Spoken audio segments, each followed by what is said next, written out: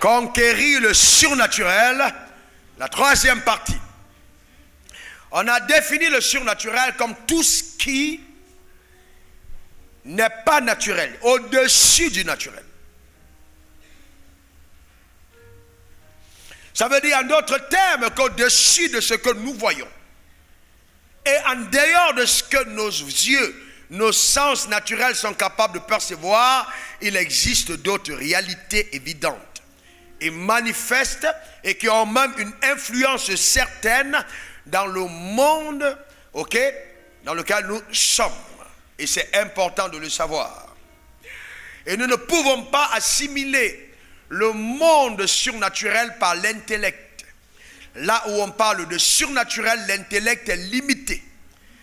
Pour pouvoir connaître le monde surnaturel, il faut être spirituel. Car c'est par l'esprit que nous avons accès à la dimension surnaturelle. C'est très important. Alors revenons sur ces versets que je veux qu'on observe l'un après l'autre. Jean 10, 10. Vous savez, Jésus est la personne que nous devons écouter dans la dispensation de la grâce. Il est le seul messager crédible.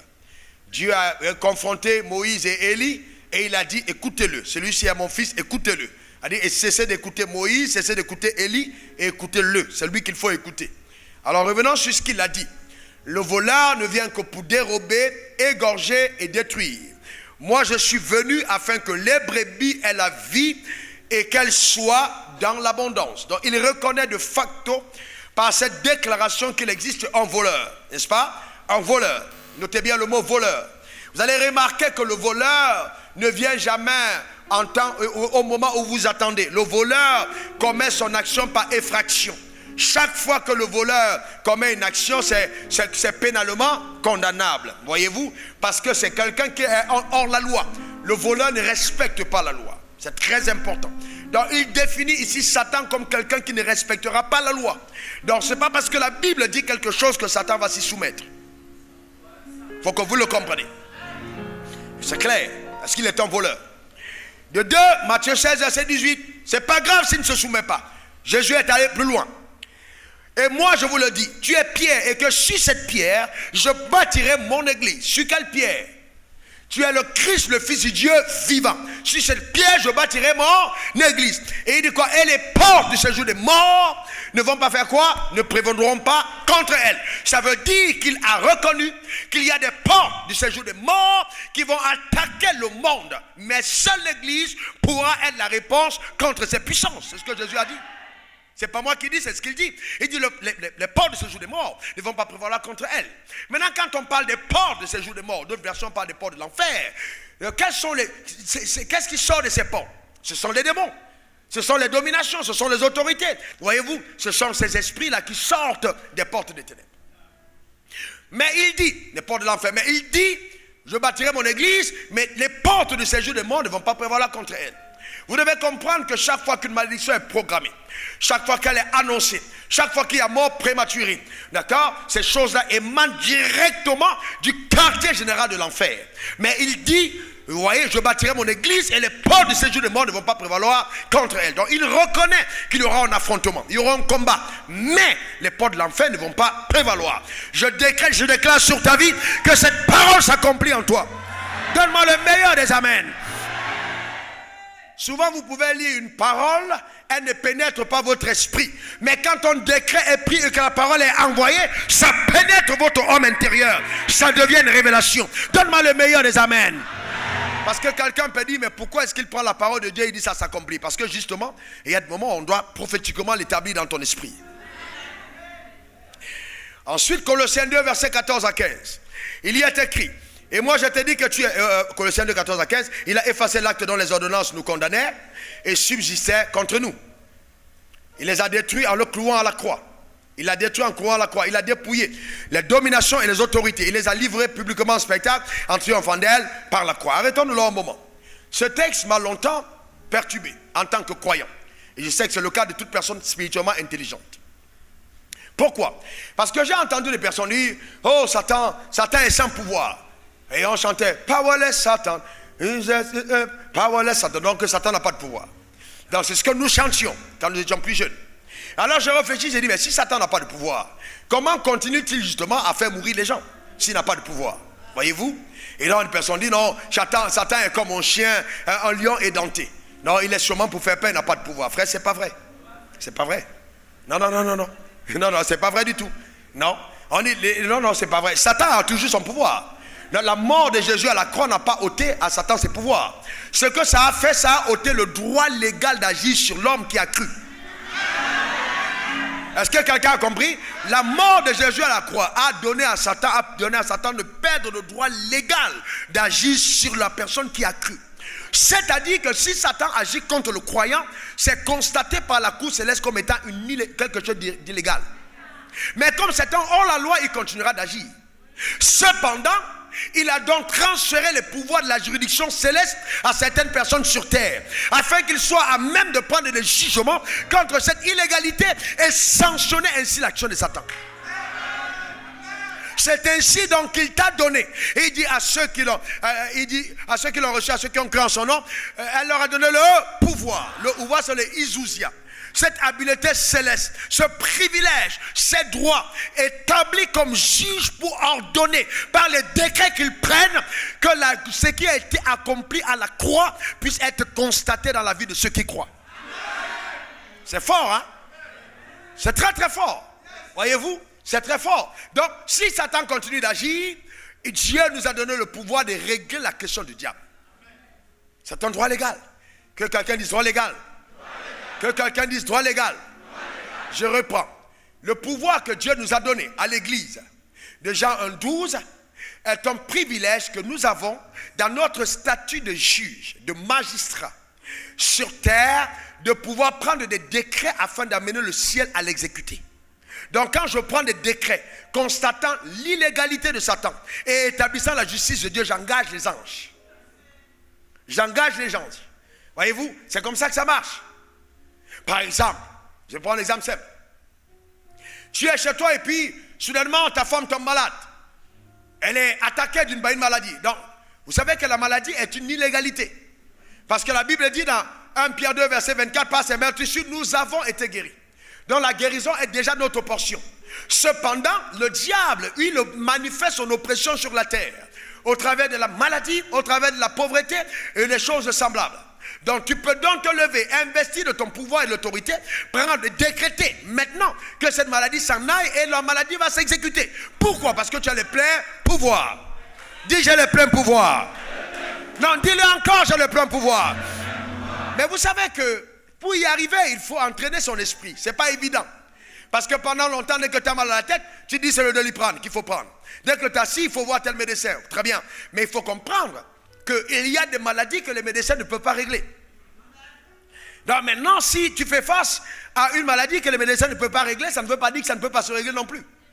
L'église deviendra la solution à ce genre de problème. Donne-moi ton bon amen. Dis encore amen. Éphésiens 6, verset 12 dit, nous n'avons pas à lutter contre la chair et le sang. Nous n'avons pas à lutter contre la chair et le sang, mais contre les dominations, contre les autorités, contre les princes de ce monde de ténèbres, contre les esprits méchants dans les lieux célestes. Donc, nous voyons là qu'il y a beaucoup d'agents invisibles qui agissent contre nous, et c'est pour ça que l'apôtre Paul parle de lutter contre eux. Les démons sont des êtres qui existent, mais qui n'ont pas de corps. Ils n'ont pas de corps, mais ils ont une intelligence. Les démons sont intelligents. Ils réfléchissent et ils travaillent de façon ordonnée et coordonnée. Ils sont disciplinés, souvent plus que beaucoup de croyants. Ils sont disciplinés. Voyez, souvent on a écouté beaucoup de mensonges au sujet de l'enfer. Ils sont très disciplinés. Jésus a dit, si un royaume est divisé contre lui-même, il ne pourra subsister. Comment dites-vous donc que je chasse les démons par Belzébuth? Il était en train de reconnaître que le royaume de Satan n'est pas divisé. Que s'il était divisé, il ne subsisterait plus. Et qu'il subsiste à cause de l'ordre. C'est un royaume ordonné. C'est pour ça que quand tu pries, tu fais la délivrance pour quelqu'un, et que tu chasses un démon, quand le démon s'en va, il va chercher 7 autres. Ça veut dire qu'ils cohabitent ensemble afin qu'un frère ne perde pas le terrain. Ils ne sont pas comme les pasteurs. qui peut venir mettre l'église à 100 mètres pour vider les membres et les amener ailleurs. Non, ils savent qu'ils travaillent pour le même royaume. Donc ils appliquent justement le principe de l'unité. Est-ce que vous me comprenez? Ils appliquent ce principe que l'église ne connaît pas. Non, Jésus a dit, je prie qu'il soit un. Comprenez-moi très bien. Satan connaît les lois de Dieu. Et Satan applique les lois de Dieu mieux que beaucoup de croyants et que beaucoup de pasteurs. Il connaît les lois. Il sait qu'un royaume ne subsiste pas dans la division. Qu'est-ce qui amène l'église à être faible? La division. Les gens bâtissent leur royaume. C'est mon empire. C'est mes membres. C'est mes brebis. Derrière cette action se trouve une manigance ennemie. Chaque pasteur qui a tendance à faire des brebis de Seigneur, ces brebis est sous l'influence satanique. La division a une seule origine, l'enfer. C'est pour ça que même dans la colonisation, Satan a beaucoup travaillé avec les colons. Et on sait bien que dans la technique de contrôler, il faut diviser. Et c'est pour ça que quand il a voulu régner sur la terre, il a divisé Adam avec Ève. C'est très important. Et vous savez, vous faites très attention. Il faut faire très attention. Beaucoup d'entre nous pensons que oui, parce que je randako bori kata brendere. Alors tout ce que je fais, c'est de Dieu. C'est faux. On va voir dans cet enseignement la subtilité terrible avec laquelle le diable travaille. Et à la fin de cet enseignement, je te demanderai de répondre avec qui tu es. Quand tu sors de l'église. Vous voyez, c'est très important de comprendre. Le diable est tellement subtil, on parle de ruse. Et il y a des gens qui servent Dieu sur le pupitre, mais qui sont recrutés par l'enfer. Il a infiltré l'église avec ses agents. Et il y a des prédicateurs qui apportent des doctrines de l'enfer. La Bible l'a prévu. C'est pas parce qu'on a mis la croix derrière le mur que Jésus est là.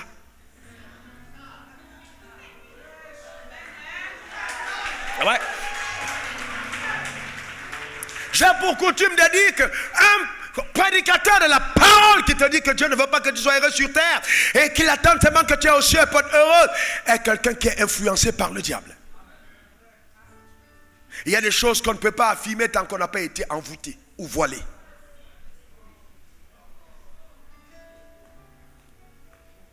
Et donc, vous savez, le royaume des ténèbres existe. Il y a des gens, vous savez, vous devez comprendre ça. Le diable est intelligent.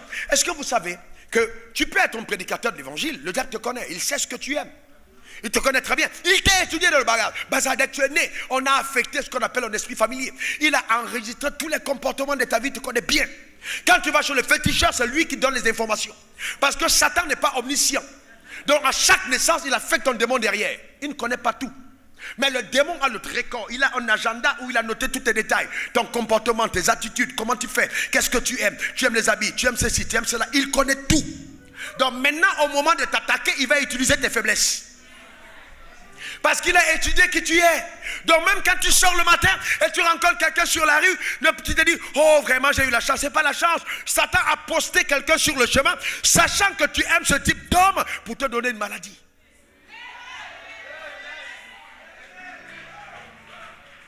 Et souvent, il sait, il va faire venir l'homme jusque dans la chorale. Il va chanter, il va adorer, il va se prosterner. Mais il va se prosterner avec l'esprit du fou de Gadara. Parce qu'on peut se prosterner alors qu'au fond de nous, nous sommes habités par des entités. Ce n'est pas toutes les personnes qui disent Seigneur, Seigneur qui connaissent Jésus. Ah oui, il sait quelle est ta faiblesse. Il peut faire venir dans l'église une dame qu'on a préparée dans les eaux occultes. Elle vient dans l'église avec un sac plein. Elle lâche des billets, elle signe des chèques. Mais derrière, c'est un appât. Parce que Satan te connaît. Donc la meilleure façon de triompher des forces ennemies, c'est de prendre le contrôle de soi. Si tu n'as pas pris le contrôle de toi-même, tu perds ton temps. Quelqu'un me donne le meilleur des amens.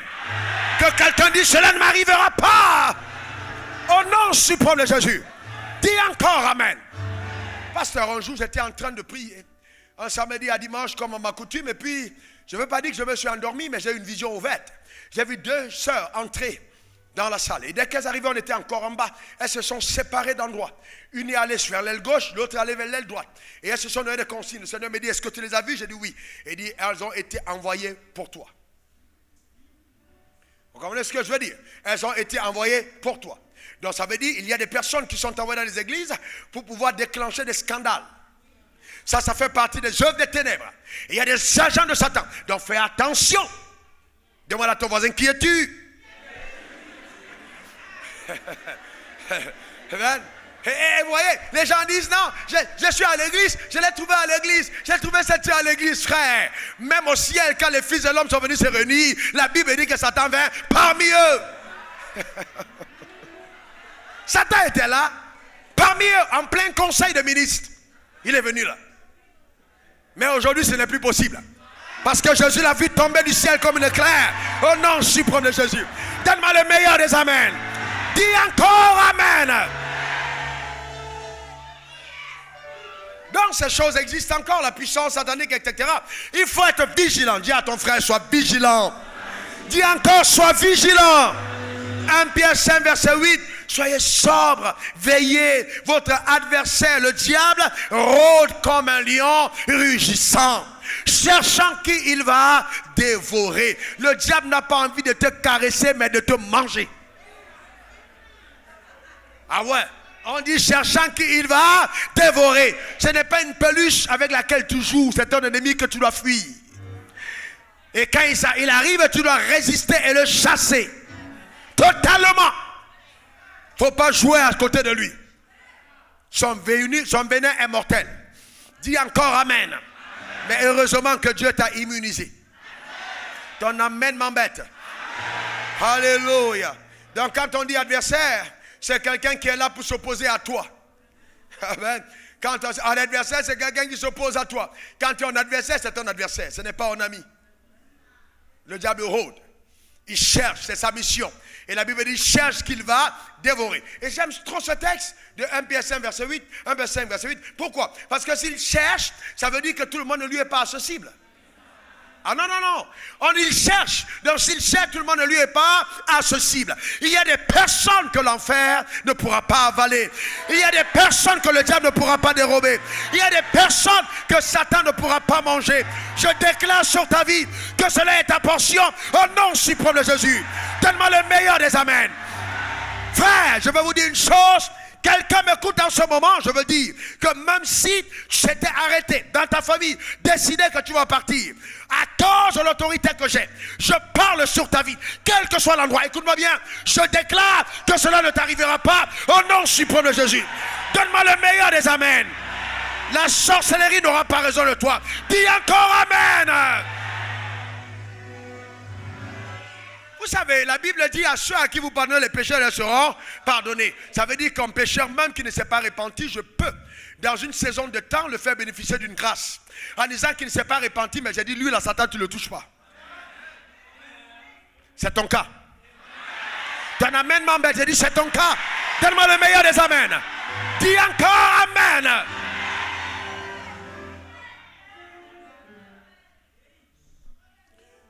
Alléluia.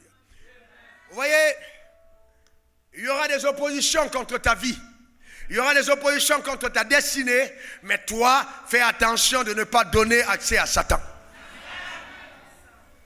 D'accord? Fais attention. Jacques 4, verset 7 à 8. Soumettez-vous donc à Dieu. Résistez au diable et il fuira loin de vous. Approchez-vous de Dieu et il s'approchera de vous. Nettoyez vos mains, pécheurs. Purifiez vos cœurs, hommes irrésolus. Soumettez-vous à Dieu. Soumettez-vous à Dieu. La première étape pour pouvoir surmonter vraiment toute forme d'adversité, c'est se soumettre à Dieu. Se soumettre à Dieu. S'abandonner entre les mains de Dieu. Il n'y a pas de résistance contre les forces ennemies sans soumission. Car dans le royaume des cieux, l'autorité est manifeste quand nous apprenons à nous soumettre à l'autorité. Soumettez-vous à Dieu. C'est ce que la Bible dit. Hommes irrésolus, inclut les femmes. Alléluia. Donc nous devons apprendre à nous soumettre et à résister. Pourquoi résister? Parce que c'est clair, il y aura une oppression. On peut ne pas être possédé, mais on sera un jour oppressé et attaqué par l'ennemi. Vous ne pouvez pas prier pour que ça n'arrive pas. Vous voyez, la possession est intérieure, alors que l'oppression est à l'extérieur. Les gens peuvent être oppressés de l'extérieur, sans être possédés. Et souvent on fait l'amalgame. On dit non, il était possédé. Non. La possession, ça dit que l'esprit a pris contrôle de toi. Alors que l'oppression est extérieure. C'est un vent contraire qui agit pour empêcher à ta vie d'atteindre les buts. Parce que l'objectif de Satan, c'est empêcher que tu atteignes les buts divins avec ta vie. C'est ça le but suprême. Quand il attaque ton mariage, quand il attaque tes finances, quand il attaque ton foyer, quand il attaque ta marche, il cherche une seule chose, empêcher que tu atteignes les buts divins sur terre. Ce n'est pas ton argent qui l'attaque, c'est ta destinée qui l'attaque. Ce n'est pas ta santé qui l'attaque, c'est ta destinée qui l'attaque. En fait, on est en sécurité quand on emprunte le chemin de sa destinée. Toute personne qui décide d'obéir à Dieu pour servir à ses desseins est protégée par Dieu. Observez les gens qui sont fidèles à l'église. Notez bien qu'ils tombent rarement malades. Ils tombent rarement malades. Pourquoi? Il dit, j'éloignerai la maladie de la demeure de celui qui me sert. Pourquoi? Parce que celui qui sert Dieu est protégé par le ciel. L'obéissance en question n'est pas une simple obéissance à la loi, mais l'obéissance à la voix de Dieu. Servir Dieu. Aujourd'hui, on a beaucoup plus de personnes qui viennent à l'église. Ils chantent, ils dansent, mais le cœur n'est pas engagé au service. Je vais vous montrer dans la parole de Dieu la subtilité étrange de Satan. Et je dis ceci, écoutez-moi très bien. Jésus était oint par Dieu, comme Dieu t'a oint aussi. Acte 1, verset 8, vous recevez une puissance. Quelqu'un dit puissance. Alors, on dit encore puissance. En fait, puissance, c'est le mot dunamis. Vous recevez une puissance. Une capacité de faire des miracles, d'apporter des changements là où le règne de Satan a été établi. Dis, j'ai une puissance. Oh, ta manière de dire ne me convient pas. Dis encore. Dis la troisième fois et fort. Si venant sur vous, vous serez mes témoins. Donc Dieu t'a donné une puissance. La puissance est en toi. Et la Bible dit dans Acte 10, verset 38. Vous savez comment Dieu a oint du Saint-Esprit et de force Jésus de Nazareth, qui allait de lieu en lieu faisant du bien. Oh là là, oh là là, oh là là. Il faisait quoi? Du bien. Il faisait quoi? Que cette nuit Dieu te fasse du bien. Au nom suprême de Jésus. Donne-moi le meilleur des amens. Et le bien que Dieu te fait cette nuit, c'est la requête que tu as posée devant son trône pendant des années. Que cette nuit, le Seigneur te fasse du bien. Au nom suprême de Jésus. Dis encore amen. Faisant du bien. Voyez-vous, Dieu nous fait du bien. Dieu nous fait du bien. Oh, que Dieu te fasse du bien. Dis amen.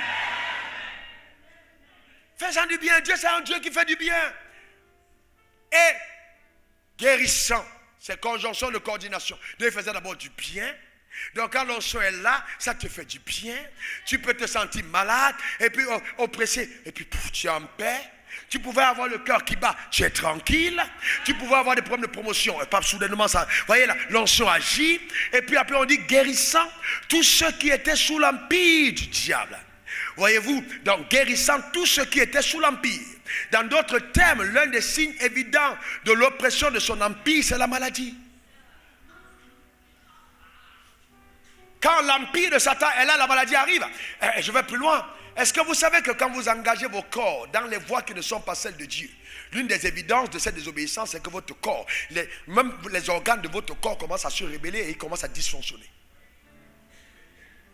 Je ne suis pas en train de te dire que ta soeur qui est malade maintenant a péché. Mais en fait, l'obéissance génère en toi une énergie divine, infusant ton corps de la vie divine qui te permet d'être gardé en bonne santé. La maladie était due au fait du dysfonctionnement du corps qui est sorti du chemin d'obéissance et l'homme a commencé à désobéir. C'est pour ça qu'il dit que quelqu'un parmi vous est-il malade, qu'il va voir les anciens qui vont prier pour lui en loignant d'huile. Et s'il a commis un péché, il lui sera pardonné. La corrélation avec le péché, c'est que généralement, justement, il peut avoir ça comme porte d'entrée. Et c'est pourquoi, si j'ai commis un péché, je n'attends pas dimanche, si on est lundi, pour me repentir. La seconde d'après, je dois demander pardon. Parce qu'en attendant plus, je peux laisser l'intrusion à la puissance ennemie pour pouvoir agir contre ma vie. La Bible dit, si nous disons que nous sommes sans péché, nous faisons de Dieu un menteur. Quelqu'un qui commet un péché, ok, si nous demandons pardon à Dieu, il est juste et fidèle pour nous pardonner et nous purifier. Voyez-vous, pardonner et purifier. Pardonner et purifier. Pardonner et purifier. Donc je peux être pardonné, mais il faut que je sois purifié de toute forme d'iniquité. Ça, c'est juste une parenthèse. Donc, il a oint de Saint-Esprit de force. Maintenant, je vous pose une question. Est-ce que quand Jésus était là sur terre, partout où il allait, les miracles se produisaient? Est-ce que ça agissait partout? Sauf un seul endroit. Les miracles n'agissaient pas parmi ceux qui étaient proches à côté de lui, son père, sa mère, ses frères. La Bible dit il ne peut pas faire de miracles parmi eux. Pourquoi? Parce que vous devez comprendre que dans le monde spirituel, la distance n'est pas mesurée par le mètre. La distance est mesurée par la foi ou l'incrédulité. Plus je suis incrédule, moins je m'éloigne. Plus je crois, plus je suis proche. Ça veut dire que quelqu'un peut être en Chine et il est plus proche de mon onction que toi qui es ici. Parce que ce qui nous rapproche, c'est la foi. Ce n'est pas la distance. Donc je peux marcher avec toi tous les jours, mais tu es loin. Tu n'es pas touché par la grâce. Et les gens disent, mais je ne comprends pas. Mais pendant cette série, pourquoi les gens ont témoigné ailleurs? Moi j'étais ici, je n'ai pas témoigné. Est-ce que tu es proche? Ce n'est pas le fait d'être là qui fait que tu es proche. Ce qui te rapproche, c'est ta foi.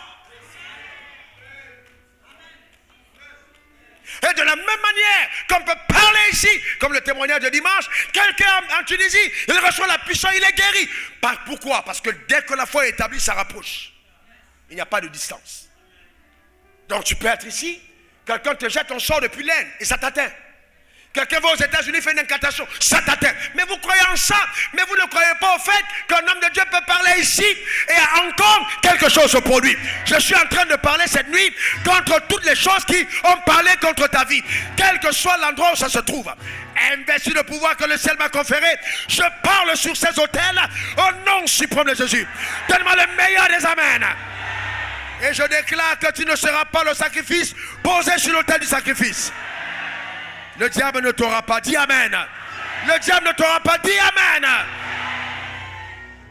Il y a des moments où il faut engager l'autel de Dieu contre l'autel du diable. Ils n'auront pas raison. Ils n'auront pas raison. Donne encore meilleur amen. Ils n'auront pas raison, dis amen. Donc Dieu nous a oint pour régler ces problèmes. Dis je suis oint. Dis-le encore. Madame, t'es mariée, dis-le à ton mari. Mari, t'es marié, dis-le à ta femme. Dites-le à vos enfants, vous avez la réponse au problème du diable. N'ayez pas peur de le dire. Le problème, c'est que le diable a réussi à nous amener à vouloir paraître comme étant des personnes très humbles. On dit, mais pourquoi pour qui est-ce qu'il se prend? Comment est-ce qu'il posait d'une chose pareille? Frère, je redis encore, celui qui m'a vu a vu Dieu. Parce que j'ai été créé à l'image et à la ressemblance de Dieu. Ça semble ne pas être évident pour toi. On est d'accord? Mais Jésus a dit, il est préférable que je m'en aille. Il dit préférable. Ça veut dire lui-même, il reconnaît que s'il est sur terre, ce n'est pas avantageux pour nous tous. Parce que s'il était sur terre, probablement il serait ici au temple. Mais qu'en est-il des autres qui ont d'autres églises?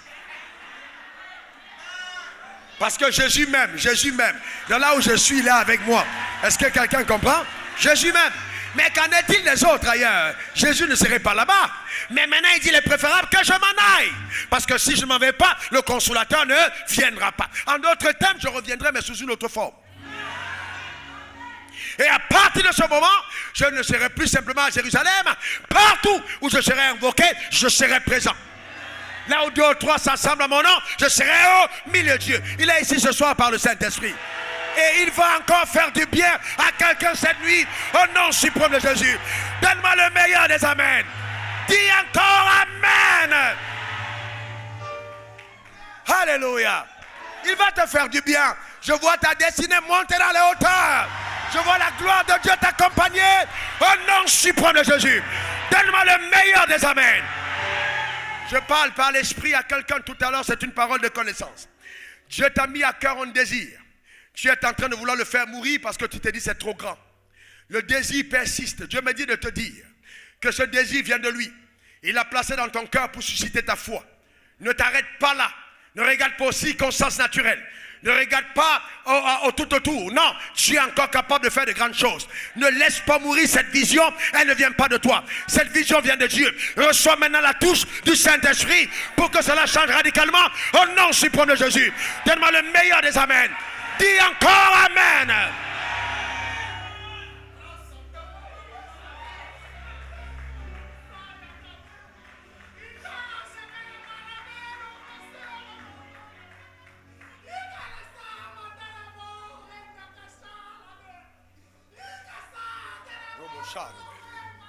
Rendons grâce à Jésus, bénissons son nom. Bénissons le nom de Jésus pour son action. Rendons grâce à Dieu pour ses forces. Thank you, Father God. Church of God. Je le prie.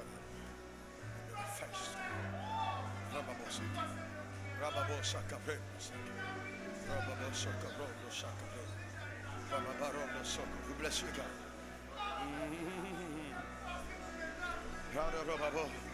Thank you, Father God.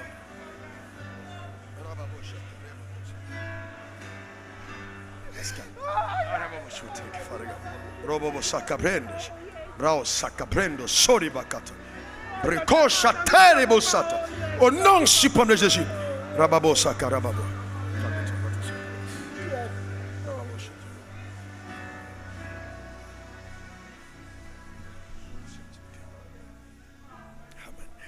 Amen. Il dit, je bâtirai mon église, Matthieu 16, verset 18. Et il dit, tu es pierre, sur cette pierre, je bâtirai mon église. Et les portes du séjour des morts ne vont pas prévaloir contre elle. C'est une évidence absolue, nous avons la puissance de Dieu. D'accord, nous avons la puissance de Dieu, elle est là. D'accord, Dieu ne t'a pas sauvé justement pour que tu viennes à l'église uniquement. Il t'a sauvé pour que tu vives le plan arrêté par Dieu à ton égard. Et il dit, je suis venu afin que mes brebis aient la vie et qu'elles soient dans l'abondance. Je viens maintenant, écoute-moi bien, je viens condamner le manque dans ta vie. J'ai constaté que c'est une illégalité. J'appelle l'abondance sous toutes ses formes à ton égard au nom suprême de Jésus. Quel que soit le domaine où l'abondance n'est pas ta portion, j'appelle le règne de Dieu au nom suprême de Jésus. Qu'il en soit ainsi. Je maudis toute forme de stérilité et de sécheresse. Je commande au flot de la grâce, à l'abondance au couler dans ta vie, de ruisseler dans ta destinée, au nom suprême de Jésus. Alléluia. Amen. Dis je reçois. Dis encore je reçois. Alléluia. Voyez, dans le monde spirituel n'est pas comme le monde physique. Je me connecte par la foi. Quand je crois, ça arrive. Il n'y a pas de barrière, il n'y a pas de distance. Le Saint-Esprit me rappelle de donner ce témoignage. Une femme appelle, je sais que son mari était parti depuis plusieurs années. Le mari est parti, elle est en Belgique. Elle appelle au bureau. À l'époque, on était encore en bas. Et donc, on me passe au téléphone. Je prie pour la femme qui dit son mari est parti. Elle me donne le nom de son mari. C'était à distance. Mais ce mari avait été envoûté, aveuglé. La Bible dit que si notre évangile est voilé, il est voilé pour celui dont le Dieu le cesse. Avec 2 Corinthiens 4 a aveuglé les yeux de l'intelligence afin qu'il ne vise pas briller la gloire de l'évangile de Dieu. Dans l'une des œuvres des ténèbres, c'est qu'il empêche de voir la gloire. Il empêche, il t'aveugle. Il te donne de prendre des voies qui ne sont pas celles de Dieu. Et ces voies, généralement, sont des voies contraires à la parole de Dieu. Il te fait sortir des Écritures. Il te fait sortir de la parole pour emprunter d'autres voies. Et donc maintenant, le mari était parti. Mais c'était contre les Écritures. La sœur croyait en Dieu, le mari est parti. Mais il y a des maris qui partent parce qu'ils ont été ensorcelés. Il y a des gens qui succombent à des repas mystiques. Il y a des gens qu'on envoûte. Il y a des gens sur qui on prend des décrets. Dans les régions, on prend un truc, on fait une incantation et on l'envoûte. Il y a même des pasteurs qui se sont retrouvés envoûtés. Vous me demandez comment. Je vais vous montrer tout à l'heure comment il faut faire attention. Parce que, écoutez, avant de dire on y arrive, Pierre n'a-t-il pas dit à Jésus, tu es le Fils, Christ, le Fils de Dieu vivant? Quelques minutes après, il dit non, que cela ne t'arrive pas. C'était pas le même Pierre? Jésus n'a pas acclamé quand il a dit, oh, acclamez Pierre. 2 minutes après, il n'a pas dit arrière de moi Satan. Ça veut dire que la même base qui peut être utilisée par Dieu le matin peut être utilisée par le diable le soir. On y arrive. Et c'est pour ça qu'il faut que tu fasses attention. On y arrive. On y arrive tout à l'heure. Donc tu vois, donc j'étais sur le témoignage de la femme. Donc j'ai appelé le nom de Marie. Elle m'a dit, j'ai donné le nom de Marie. J'ai appelé le mari parce que le monde spirituel étant petit. Donc je peux parler ici et on m'entend en Chine. Je peux parler ici, on m'entend aux États-Unis. Vous devez comprendre quel pouvoir vous avez. Est-ce que quelqu'un comprend? Je peux prendre la terre, je regarde la terre, je dis maintenant, j'appelle et je parle sur la terre. Ça va infuser quelqu'un qui se trouve aux côtés de la Suède. Pourquoi? J'ai le pouvoir. Même les éléments de la nature collaborent avec la parole qui sort de ma bouche. Je peux parler à l'arbre, je peux parler aux étoiles, je peux parler à l'étoile de quelqu'un. Ouais, souvent, il y a des choses que nous ne comprenons pas parce que souvent, ouais, on est tous limités à... Oh, non, il y a une dimension spirituelle énorme. Dans la Bible, vous vous rendez compte qu'à un moment, les gens ont engagé les arbres dans le combat. Les arbres ont combattu contre Sisera. C'est dans la Bible. Je peux engager des vents contre quelqu'un. Souvent, vous voyez quelqu'un en programme, il y a un pasteur qui faisait un programme au Bénin, et on a envoyé des vents contre sa campagne d'évangélisation. Tout à l'heure, le c'est des choses qu'on envoie. Tu peux dire, mais pourquoi le technicien? Alors on dit, stop! Souvent, c'est des démons qui viennent et commencent à te faire toucher les fils. Il y a une oppression, il y a une adversité. Satan sait ce qui va se passer. Donc, on envoie des vents. Mais si Satan peut envoyer des vents, si Satan peut faire tomber les choses, est-ce que vous comprenez? Écoutez-moi bien. Quelqu'un vient devant chez vous, devant ta maison, et il dit qu'il est un sorcier, il va faire son commerce, tu maudis la boutique. T'as pas compris? Aucun bar, aucune boîte de nuit dans mon périmètre ne peut subsister. Je vais maudire ce bar, je parle, je dis sèche. Et il sèche. Parce que c'est mon territoire de règne. C'est l'endroit où je dois être en quiétude. Le diable ne doit pas régner à cet endroit. Est-ce que quelqu'un comprend de quoi je parle? Vous savez, ce n'est pas charnel. Vous avez la puissance. Vous pouvez dévier les clients, les envoyer, amener la sécheresse sur ce bar, jusqu'à ce qu'il ferme là et ailleurs. Pourquoi? Parce qu'un ambassadeur de Dieu a pris le territoire sous possession.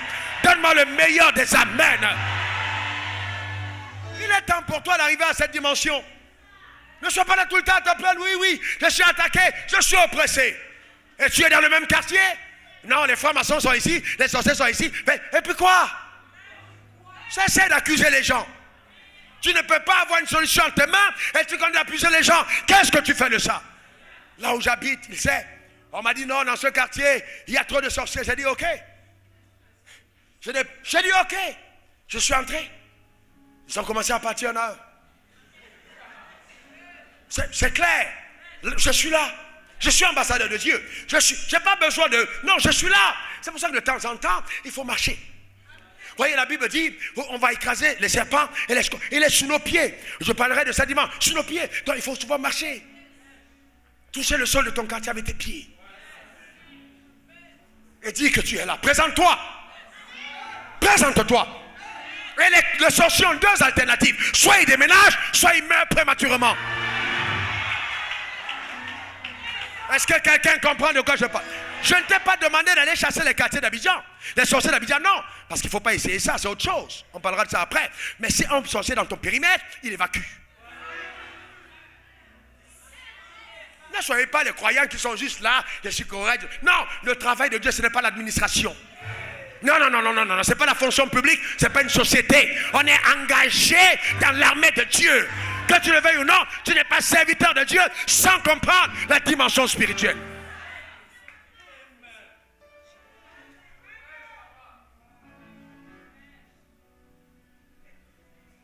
On est là aujourd'hui, on a... Oh oui, papa, je vais prier. Tu pries 15 minutes, tu es fatigué. Il faut amener ton esprit à une autre dimension. Tu es trop resté attaché au foutu banane. Sauce graine. Il faut aller à un autre niveau. Parce que tu es plus grand que ce que ta taille te montre. La dimension qui est en toi est énorme. Celui qui est en toi est plus fort que celui qui est dans le monde. Donne-moi le meilleur des amens. Vous savez, vous devez comprendre. La Bible dit que quand le père de Joseph est arrivé en Égypte, il a béni Pharaon. Je suis entré hier, j'étais en train de prier ici. Quand Dieu m'a donné d'aller, j'allais voir quelqu'un au plateau, il m'a demandé d'aller voir une autre personne. Je suis allé dans son bureau. Je suis entré dans son bureau, j'ai dit donne-moi ta main parce que tu es en train d'être agité par les forces des ténèbres. Et j'ai commencé à prier pour lui. Il dit je me sens apaisé. Il dit c'est pour ça que je suis venu. Et je suis parti. Je n'ai pas besoin. Ça dit là, il avait besoin d'être assisté par le surnaturel. Et je suis parti. Quand je posais mes pieds dans les allées de ce bureau, je savais que le Fils de Dieu est en train d'arriver. Avec toute sa gloire, toute sa majesté, toute sa puissance. C'est ce que tu es. Quand tu marches, il faut en être conscient. Dieu t'a doté de pouvoir. Que quelqu'un dise j'ai un pouvoir. Dis-le encore, j'ai un pouvoir. Dis-le encore, j'ai un pouvoir. Je marche sur les serpents, les scorpions, sur la puissance de l'ennemi. Et rien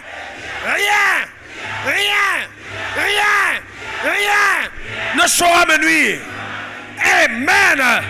Amen.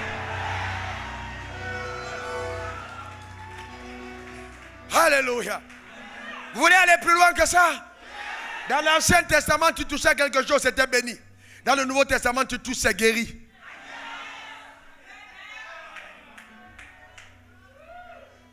Regarde tes mains.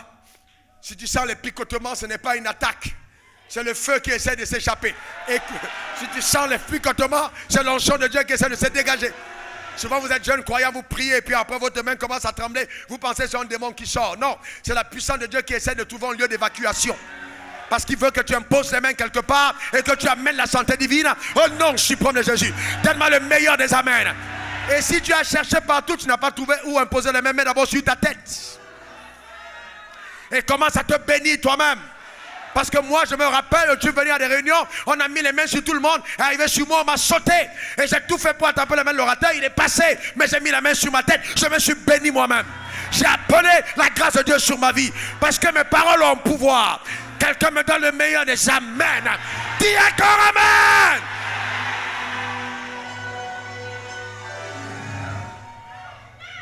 Les gens disent non, Wafo il est un bluffeur. Non, Wafo c'est un gars qui sait qui il est. Vous n'allez pas demander à un lionceau de marcher comme un chaton. Je sais qui je suis, frère. Est-ce que vous comprenez? Si c'est ça le bluff, alors je bluffe bien. Je sais qui je suis en Christ. Ouais, comment vous... C'est incroyable. Aujourd'hui, tu t'habilles bien, tu te demandes qu'est-ce que les gens vont penser. Est-ce que vous imaginez jusqu'où l'église est arrivée? Quelqu'un un peu d'âge, il a peur. Si j'achète une voiture, qu'est-ce que les gens vont dire? Vous voyez jusqu'où le diable a mené l'église? Je sais qui je suis. Vous n'allez jamais par vos prières changer un lion en herbivore. Jamais un chevreau ne mangerait de la viande. Et jamais Wafo, fils de Dieu, ne mangera la galère. Parce que ce n'est pas ma portion. Donne-moi le meilleur des amens. Dis encore amen.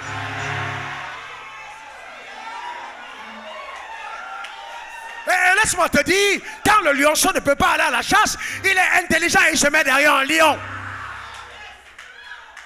Il se met derrière un lion. Il sait que le lion lui montrera comment chasser. Il sait que le lion va tuer une bête. Il sait que le lion va manger en premier. Mais il va le laisser un peu. Mais le peu là, c'est suffisant pour qu'il grandisse. Le vrai problème de certains d'entre vous, vous êtes sortis très tôt. Mettez-vous sur un lion. Sois restauré au nom suprême de Jésus. Satan, libère-la au nom suprême de Jésus. Sors. Sois restauré maintenant au nom suprême de Jésus. Relève-toi dans sa gloire.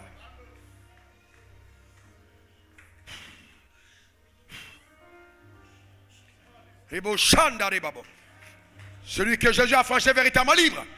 Vis le genre de vie que Dieu t'a réservé. Au nom suprême de Jésus. Tu es libéré. Béni et comblé. Rempli de sa grâce. Va et fais des changements dans ta génération. Amen.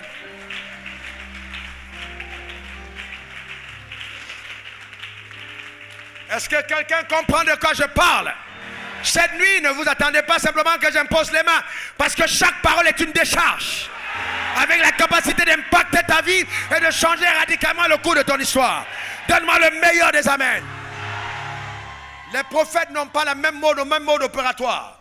Il y a le prophète Nabi, quand il parle, les paroles sortent et commencent à amener les choses à l'existence. C'est ce qui se passe cette nuit dans ta vie, quel que soit l'endroit, au nom suprême de Jésus. Donne-moi le meilleur des amens. Dis encore amen. Assieds-toi. Soyons vigilants, frères. Ne laissez aucune chose corrompre votre identité. Dis, je suis un fils de Dieu. Dis-le, je suis un fils de Dieu. Vous prenez n'importe quel lion, vous le mettez n'importe où, il n'y a pas de viande, il attendra la viande. Il préfère mourir que de manger de l'herbe. C'est ce genre de personne que vous êtes. Jamais je ne signerai un pacte avec la pauvreté parce que je n'ai pas encore pu m'en sortir. Jamais je ne vais vanter les mérites de la maladie pour dire peut-être Dieu veut que je sois malade. Jamais ça ne viendra de moi. Je ne peux pas changer ma nature. L'ADN divin est en moi. Je ne veux pas changer mon assurance parce que ça embête certaines personnes. Je suis ce que je suis à cause de Dieu. Un jour, une dame me voit, jeune serviteur de Dieu.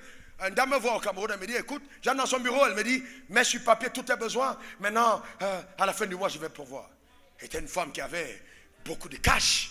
Et tout le monde aurait dit, c'est une bénédiction. J'ai regardé la femme, j'ai souri. Je lui ai dit, non, reste calme. Non, j'ai des besoins, mais ta poche est trop petite. Elle était choquée.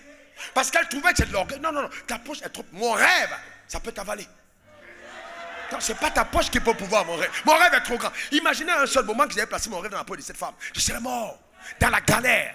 Et il y a des gens qui sont devenus des agents de la Daesh et des agents de Daesh parce qu'ils ont fait confiance aux poches des hommes. J'ai Dieu. Il est vivant. J'ai Dieu. Il est encore vivant.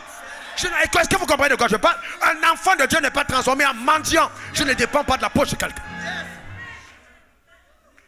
Elle a été choquée parce que les pasteurs lui faisaient la courbette. J'ai dit non, moi, dame, merci. De la même manière que Dieu t'a parlé aujourd'hui, s'il te parle un autre jour, tu viens. Je ne viendrai pas. Ce n'est pas l'audace d'affirmer qui vous êtes. Je vous garantis, les gens vont vous prendre à la légère. Quand on parle de gloire, on dit cabot. La gloire, ce n'est pas la feuille.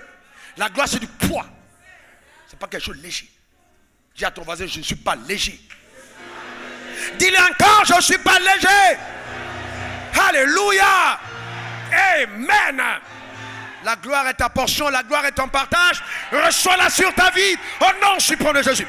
Je parle contre tous les démons qui ont été instrumentalisés contre ta destinée pour empêcher que tu vives la plénitude de l'abondance. Je parle contre eux. Esprit de pauvreté, sors, va-t'en, au nom suprême de Jésus.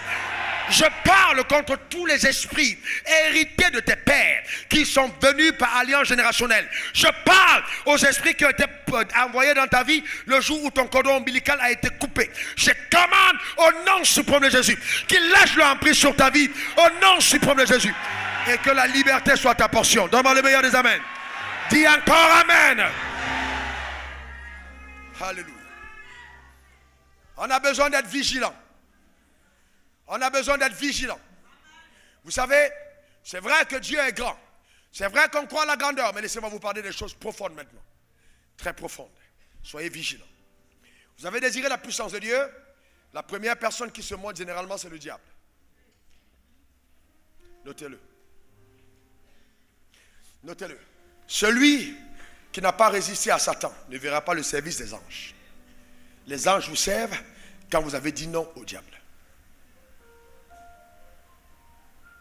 Matthieu 4, verset 2 à 3.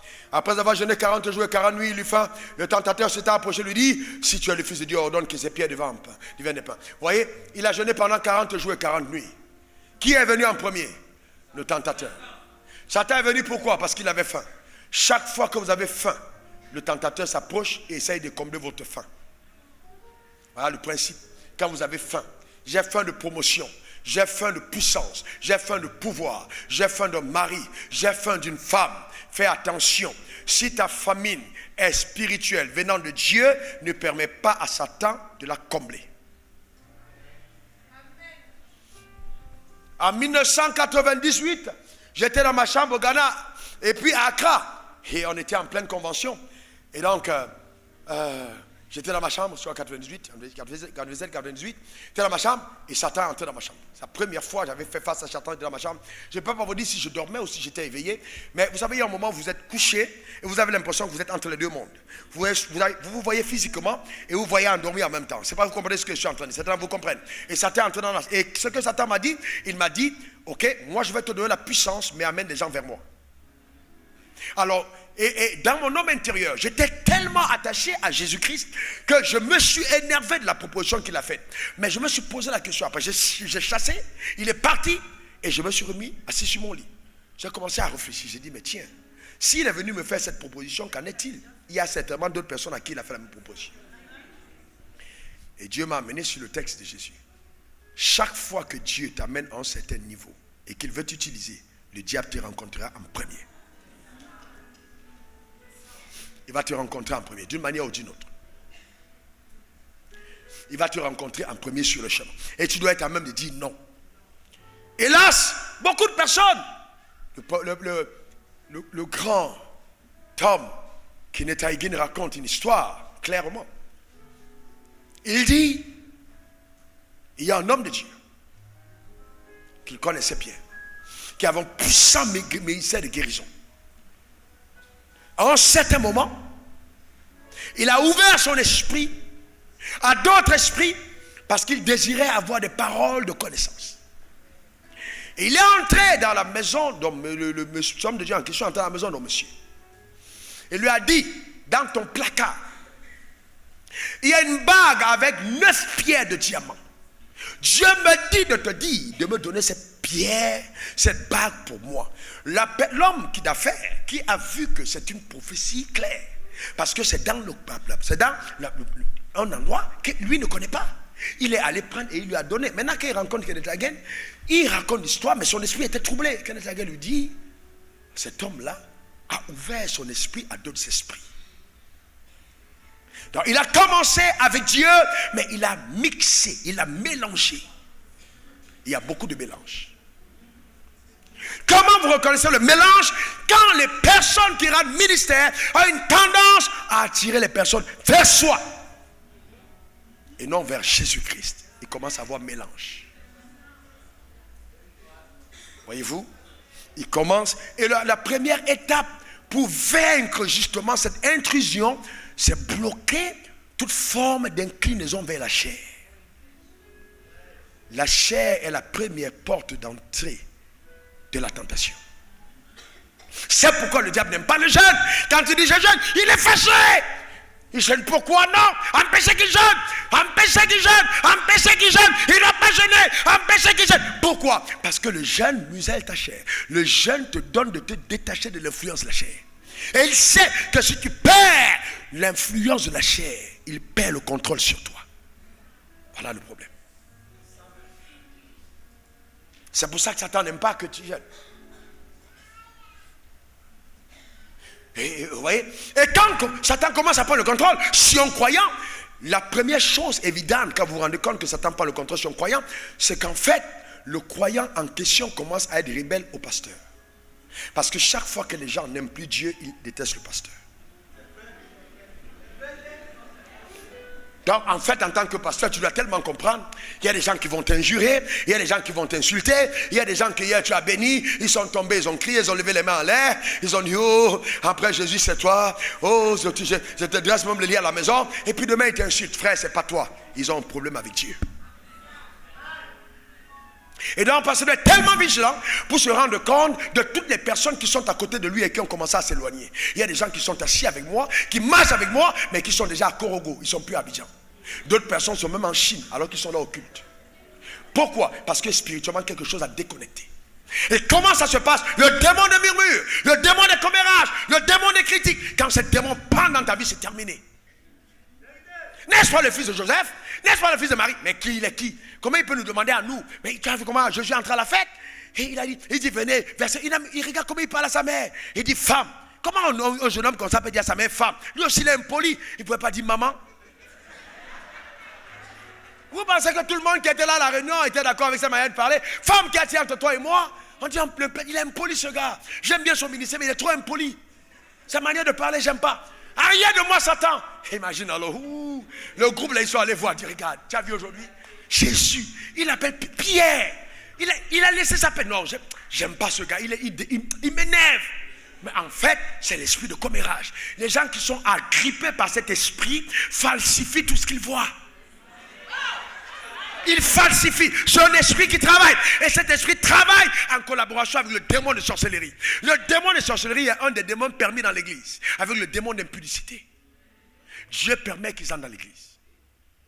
Les gens sont assis parmi vous. Assis à l'église. Il y a des gens qui sont assis, mais ils ont l'esprit de sorcellerie. Parce que la sorcellerie est listée dans Galates 5, verset 20 comme étant une œuvre de la chair. La manipulation, l'intimidation et la domination. Quand l'esprit de sorcellerie, il y a des pasteurs qui sont dans l'église avec l'esprit de sorcellerie. Ils viennent dans l'église, ils créent leur église dans l'église. Ils commencent à récupérer les dîmes et les offrandes. Une fois comme pasteur de l'église prend ta dîme, c'est un sorcier. Je vous explique pourquoi. Parce qu'il te sort de l'autorité, il te met sous son autorité. Et puis tu entends, papa, tu te tournes, non, c'était pas toi, c'est quelqu'un d'autre à côté. Mais qui? Papa, hein? Non, c'est la sorcellerie. C'est comme ça que ça commence. Il n'y a pas Dieu Père. Ça paraît anodin, mais c'est ça. Maman, c'est quelqu'un d'autre. Mais vous voyez, ça vous paraît simple, mais vous comprenez déjà la subtilité. Parce que le diable travaille contre la notion de l'autorité. Et il fait tout pour provoquer la division. Ça commence par ce genre d'affinité. Après, l'autre est fâché, c'est les critiques. Après, pof, une partie s'en va. Ça a commencé au ciel. Vous imaginez, non. Vous imaginez Dieu, le tout-puissant, le grand, le sublime Dieu, a créé les anges. Lucifer a réussi à faire partie un tiers. Et vous jouez avec lui? Quelqu'un qui était capable de dérober à Dieu le tiers de ses anges, vous voulez jouer avec lui?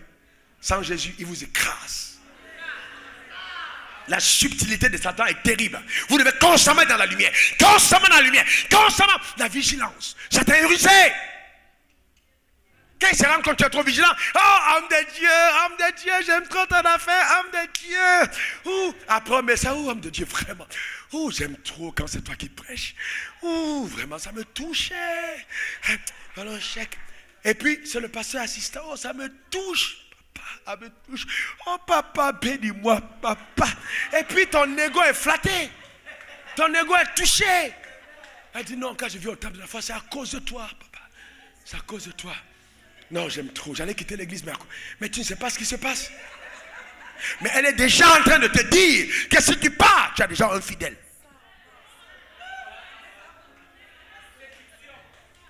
C'est le mot. Subtil. Subtil. Même dans votre maison.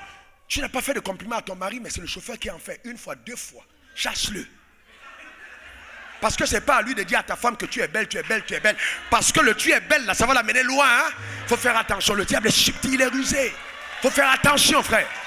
Il faut faire attention à Satan, il est rusé. Et ça paraît innocent. Maman, vraiment, oh, maman. Et puis, 2 fois, 3 fois, 4 fois. Le lendemain matin, elle s'habille vite. Mais elle ne pense pas à son mari. Elle attend le maman, le compliment du chauffeur. Le compliment. Donc, elle s'habille, le mari est déjà parti. Mais en fait, inconsciemment, le compliment, là, comme ça fait dans son cœur, c'est ce qu'elle attend. Mais le là, va l'amener dans le voilà. Amen. Je déclare que tu es vaincu. Au nom suprême de Jésus. Donne-moi le meilleur des amens. Dis encore amen. Que quelqu'un dise après moi, je hais la rébellion. Satan, je te hais. Il n'y a rien de toi en moi. Car je suis né de Dieu. J'aime la loyauté. J'aime la loyauté. J'aime la fidélité. Je suis engagé.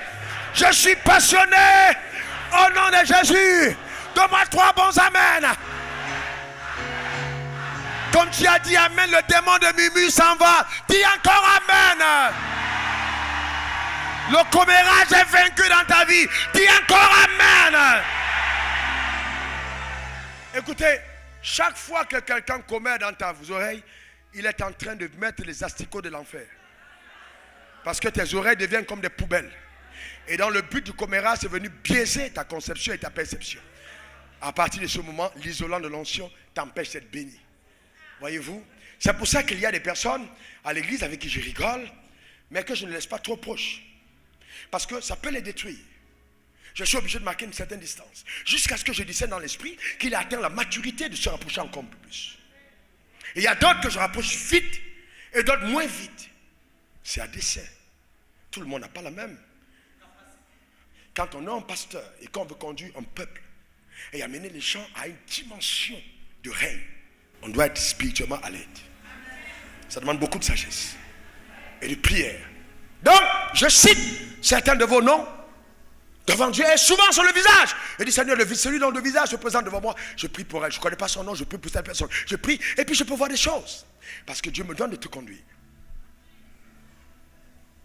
Les anges sont ici. Non, je ne sais pas si tu comprends. J'ai dit, les anges sont ici ce soir.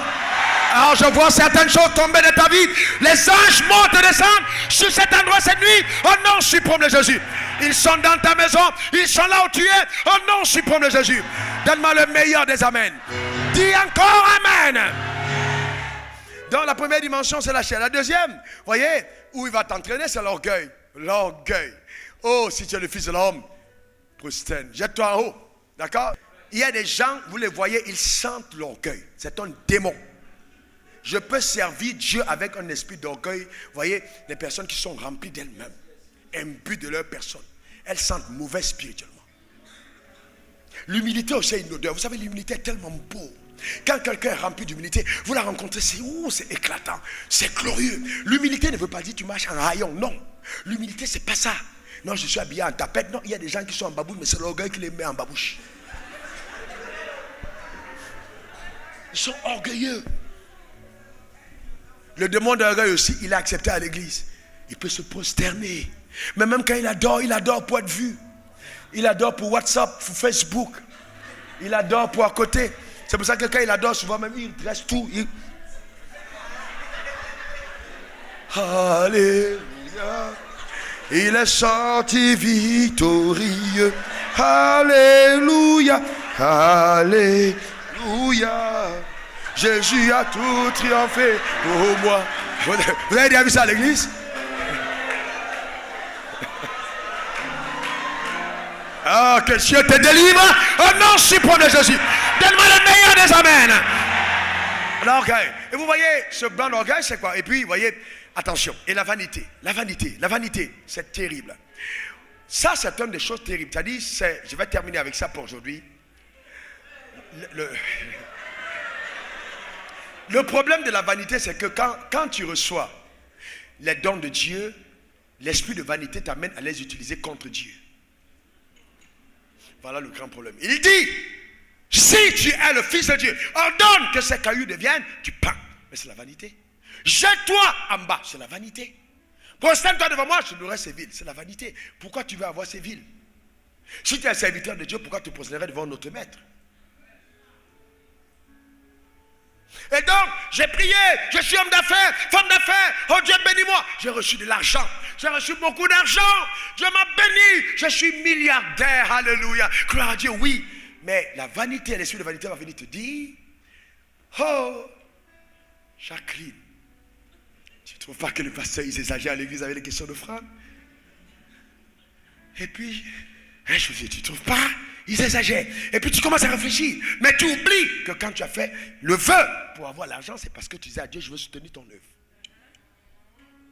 L'esprit de vanité amène maintenant le don à servir autre chose. Dieu t'a donné les dons pour gagner les âmes. Maintenant tu prends le don pour te faire l'argent.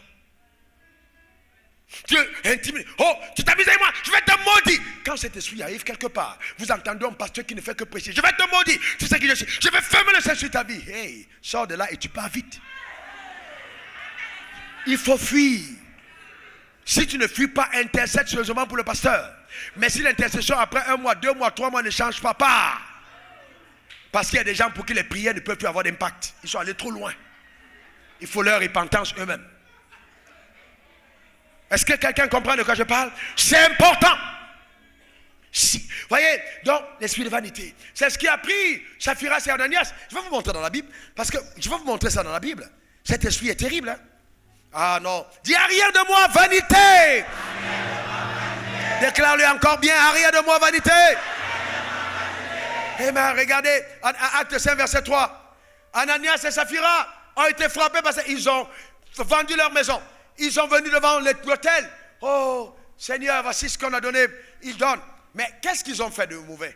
Ils ont juste pas donné ce qu'il était donné. Parce qu'en fait, dans cette histoire, il doit y avoir eu un vœu qu'ils ont placé devant Dieu. Il y a eu quelque chose qui a eu lieu entre Ananias et Dieu. Saphira et Dieu. Il dit, Pierre, Ananias, pourquoi Satan a-t-il rempli ton cœur? Satan a fait quoi? Il a rempli ton cœur. Ananias et Saphira étaient connus comme à l'église, peut-être même anciens. C'était des gars respectés. Ils garaient le Range Rover ou meurent devant l'église. Tout le monde savait que c'est des gars bien. Ils ont vendu leur maison. Ils sont venus. Le protocole les a fait asseoir à la première rangée. Respectable. Mais ils ne savaient pas que quand ils s'asseyaient là, ils étaient escortés par Satan. Ils se sont assis quand même. Amen. Alléluia. Arrière de moi, Satan. Donc Dieu a dit, si arrière de moi, Satan. Parce que si ça arrivait à Pierre, qui es-tu? De temps en temps, il faut te retourner, même si tu es seul. Tu dis, hey, Satan, tu fais quoi ici? Pas. Je reviens ici, les vieux de notre village, ils étaient, vous voyez, ils sont polygames. Donc ils ont une technique. Ils ont peut-être 60 femmes, 55 femmes, 30 femmes, 15 femmes. C'est ça. Plus tu as des femmes, plus tu es respecté aux grands notables.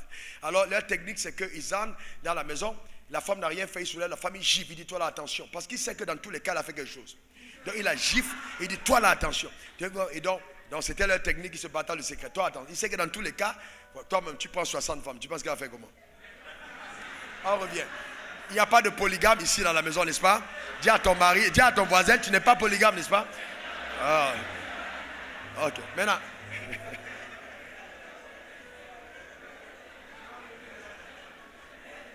Je ne sais pas pourquoi, frère, pourquoi tu aimes la doctrine de la polygamie? Hein? Revenons. Regardez, pourquoi Satan a rempli ton cœur? Ça veut dire que Satan peut remplir le cœur d'une personne. Au point où tu mentes au Saint-Esprit et que tu aies retenu une partie du chant. Verset 4. S'il n'eût été vendu, ne te restait-il pas? Et après qu'il ait été vendu, le prix n'était-il pas à ta disposition? Comment as-tu pu mettre en ton cœur un pareil dessein? N'est-ce pas des hommes que tu as menti? Mais à Dieu. Regardez la suite. Verset 5. Ananias, entendant ces paroles, tomba et expira. Une grande crainte saisit les auditeurs. Il a expiré, ça dit il est mort. Le diable ne vient que pour dérober, égorger et détruire. Ce n'était pas l'adultère. Il a dérobé justement l'offrande de Dieu. Mais comme cet homme devait servir Dieu avec son argent et qu'il n'a pas servi Dieu, dit il n'y a pas de prolongement de jour. Meurs maintenant. Ta richesse doit aller à quelqu'un d'autre. Il y a une urgence céleste. On doit gagner les âmes et on te donne l'argent et tu joues avec. Il y a des gens qui achètent des habits, qui achètent des maisons. C'est pas mauvais. Mais quand tu investis plus sur toi que pour Dieu, tu ne vis pas longtemps. Je te garantis, tu ne vis pas longtemps. Parce que chaque fois que tu as une alliance et que Dieu te demande dans cette alliance de supporter son œuvre, si tu ne le fais pas, tu es exposé à la destruction. C'est pourquoi il faut faire attention avec vos revenus. Le diable touche ce côté. Il y a le domaine des finances. Il y a deux formes d'attaque. Un, je donne moins. Deux, je donne pour manipuler. Ça s'appelle l'esprit de Jézabel. Il y a des offrandes quand les gens donnent, c'est pour contrôler le pasteur. Ils donnent pour pouvoir être estimés du pasteur, mais pas pour adorer Dieu. Ces gens-là, quand on dit qui va donner 10 millions, ils se lèvent. 1 million, ils se lèvent. Mais ils ne donnent jamais. En cachette, ils viennent donner une partie. Mais en public, ils donnent des gros montants. Pourquoi? Parce qu'ils veulent être vus. Méfiez-vous de pratiquer votre justice devant les hommes. Toute personne qui veut se présenter devant les hommes, c'est l'esprit de vanité. J'ai l'argent. Un vrai homme humble, tu n'as pas besoin de sortir tes lettres d'argent pour montrer que j'ai l'argent. Non, reste calme. Discret. Discret. C'est l'adoration, tu prends ton sac. À l'adoration, hein? Il y a tellement de personnes que pour adorer le Seigneur, tu es obligé d'adorer. Oh, alléluia. Oh, Dieu est bon, amen. Oh, il est merveilleux. Oh, Dieu est fabuleux. Oh, Dieu est glorieux. Amen. Amen. On ne sait pas si tu présides, tu es en train d'adorer ou tu es en train de présenter ton sac. C'est de la vanité. Il y a des gens qui sont pressés de venir à l'église le jour où il y a une nouvelle tenue. Les femmes. Il faut les voir à la sortie du culte. Et chez ma soeur, je vais te voir. Tic, tic, tic. Mais elle ne veut rien te dire. Elle veut te montrer sa nouvelle fringue. Ça s'appelle la vanité. Oh, je déclare sur ta vie que cet esprit s'en va au nom suprême de Jésus. Donne-moi le meilleur des amens. Et vous voyez souvent, ça paraît anodin, mais ce sont des choses qui mélangent la vie. C'est pour ça que tu tortures ton mari tous les jours. Tu veux un nouveau sac. Qu'est-ce que ça apporte à ta vie, ma soeur? Tu mets 200 000 sur ta tête, 2 000 dans le panier et tu danses. Tu as besoin de délivrance. Je suis sérieux, tu as besoin de délivrance. 200 000 sur ta tête, 2 000 dans le panier, tu as besoin de délivrance. Tu devais pleurer sur toi-même. Venez me voir, pasteur, pour dire j'ai un problème. On dit lequel? J'ai un problème. J'ai un problème. Tu devais être en même de dire j'ai un problème. C'est anormal. Vous voyez des frères, ils sont là, chaussures, tapés, etc. Pas offrande, 50 francs dedans et ils ferment l'enveloppe. Il ferme l'enveloppe. Il vient là, il dépose. Il dépose dans l'enveloppe. C'est dedans. Mais de qui tu te moques, frère? C'est de toi-même. Est-ce que quelqu'un comprend de quoi je parle? Mais ces choses-là, ce n'est pas anodin. Quiconque se comporte comme ça est sous l'influence de Satan. Tu dois crier à Dieu pour ta délivrance. Parce que Satan est en train de manipuler ta destinée. Et il t'amène à manger les miettes alors que Dieu te réserve de plus grandes choses. Il n'y a rien de plus beau que l'obéissance. Chaque fois que ta vie bascule sur le chemin de la désobéissance, crie à Dieu. Tu as besoin d'être racheté. C'est important. Aujourd'hui, on est devenu tellement charnel et on a donné tellement de place à Satan. C'est incroyable. C'est incroyable. Frère, Dieu est encore vivant. Donne-moi le meilleur de tes amens. Dieu est encore vivant. Je disais à ma femme, je rends grâce à Dieu du titre du ministère que nous portons. Parce que les regards sont sur Jésus. Dieu est un Dieu de surprise incroyable. C'est une garantie de surprise incroyable. Regardez le cas de Dorcas. Dorcas, elle était morte. Morte. Dans Actes des Apôtres, la Bible dit, on a pris les vêtements qu'elle faisait, on a posé à côté d'elle. On est allé chercher Pierre. On dit, il n'y a pas trop de gens d'ici, on n'est pas sûr. Allons prendre Pierre. Ça veut dire que tout ce qui était apôtre et pasteur, c'était pas leur niveau. Et il y a des dimensions et dimensions. On est allé chercher Pierre. On dit Pierre dit, hey, j'ai une campagne. On dit non, pardon. Si tu ne fais pas ça, on est en danger. Cette femme-là, son support à l'église est trop fort. Hey, elle ne peut pas mourir maintenant. Pierre arrive, il évacue tout le monde. La raison, je parlerai de ça dans mon message futur, la raison pour laquelle il fait sortir les gens, c'est que c'est une dimension où la présence des gens pouvait occulter les fréquences de l'onction. Il les fait sortir. Il les met dehors. Il apprend la leçon que Jésus lui a fait tirer le jour où il est entré pour ressusciter la fille. On a mis les autres dehors. Lui seul était entré. Mais quand il tourne autour de lui, il ne trouve pas sa même fréquence et entre seul. Mais, en ayant autour de Dorcas le témoignage de ses offrandes, il parle. Et la Bible dit, il rend Dorcas à la vie. Elle n'a pas prié, mais ses offrandes ont parlé. Vous devez comprendre, parce que souvent, vous voyez, vous devez bien comprendre, il y a des gens dans l'église qui sont influencés par la puissance démoniaque. Votre argent à l'autel est un indicateur de votre cœur à Dieu.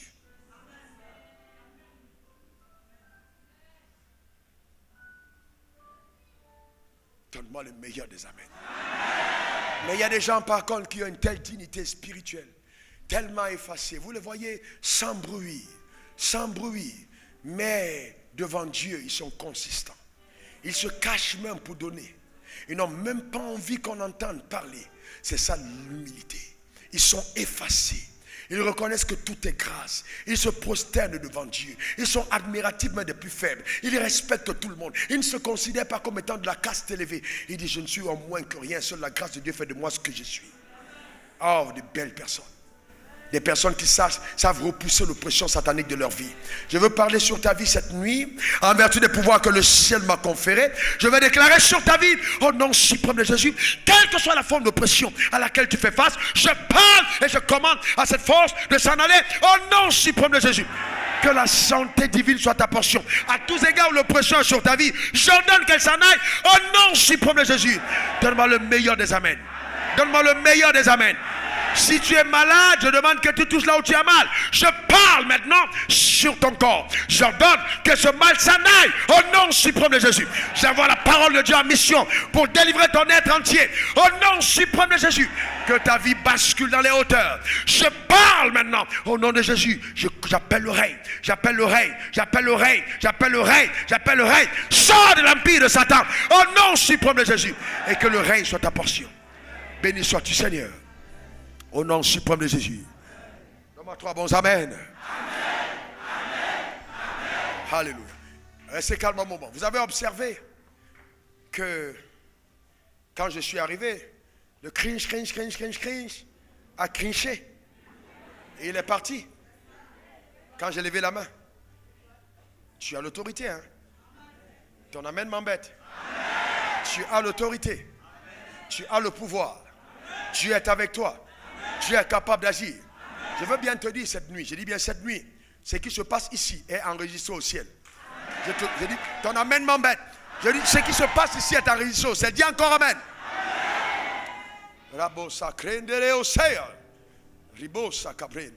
Quelqu'un m'a le ventre, mets ta main sur ton ventre, reçois la santé divine au nom suprême de Jésus. Au nom suprême de Jésus. Merci Seigneur pour ta fidélité. Un chant d'adoration, merci. Élève ta main, rends grâce à Jésus pour ses œuvres glorieuses.